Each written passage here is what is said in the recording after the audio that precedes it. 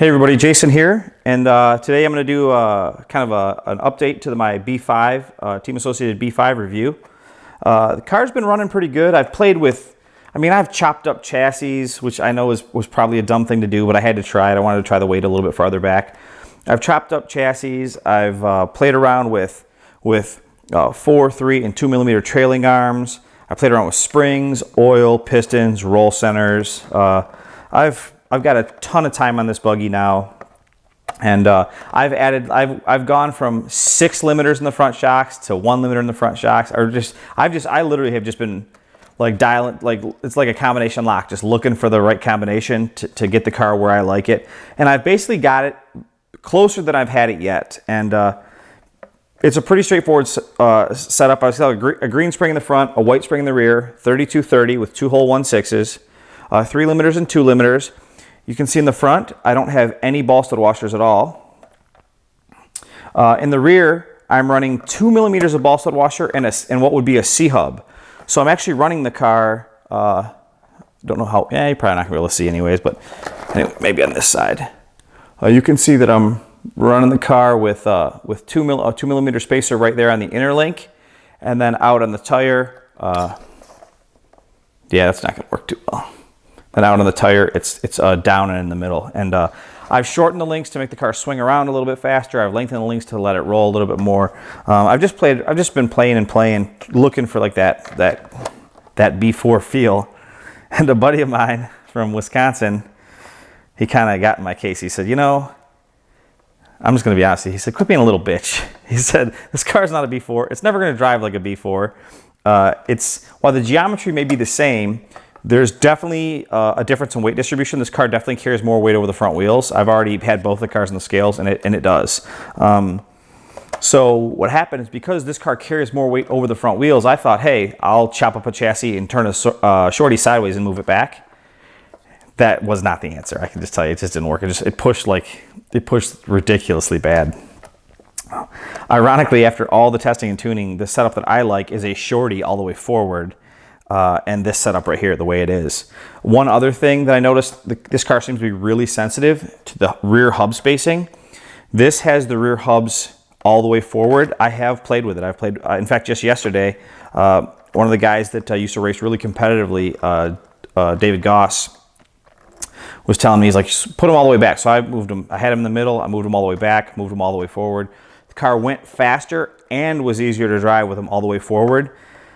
And I think it's just because when you hammer the throttle, when the car comes out of a corner, or when you want to swing the car a little bit and you hammer the throttle, it plants the tires a little bit harder with those rear hubs all the way forward. The only thing I have not played with is caster and kick-up. So that's something I'm still going to play with a little bit more in time. But overall, I think the car is actually getting really, really good. I got a video that I'll show you here real quick, so you can see me run the car for a few laps. Keep in mind it's practice, and none of these laps are perfect. None of them are flawless, but they're decent. So, and at least you can see how the car behaves. So here, let me show you that real quick.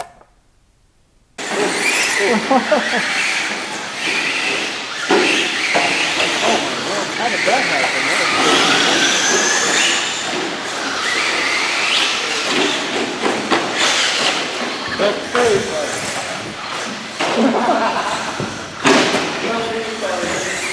Get underneath there. You're never going to get out of there, man. Whoa. Whoa. Thank you.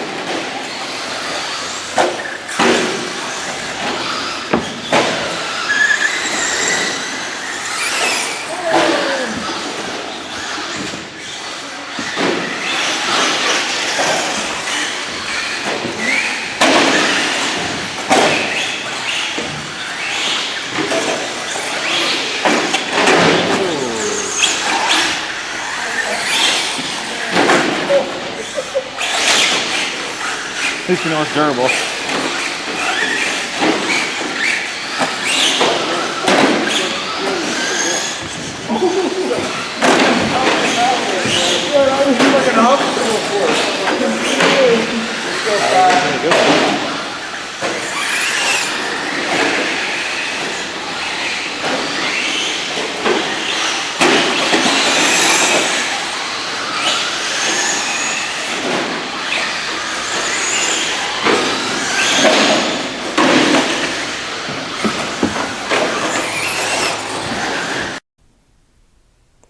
All right, so there it is. That was the car. Still running. If you guys are looking for a chassis protector, my buddy Zach makes these. They're not bad. They're decent chassis protector, especially for indoors. You can get them at chassis-slaps.com. So chassis slaps, and I think they're like $10 for 2 of them or something like that. But they work good and they fit. I don't know how well you'll be able to see this, but they fit amazingly well. I mean, Zach did a really good job at getting these things to fit the way they should. So that's about it. I'm waiting for the bottom line is the car still isn't faster than my B4 for me. I know a lot of guys have gone faster. A lot of guys like the feel of the car. I'm anxious to like maybe try some going front arms. I don't know if maybe lowering the shock package down will help the car through the on-power turns and stuff like that.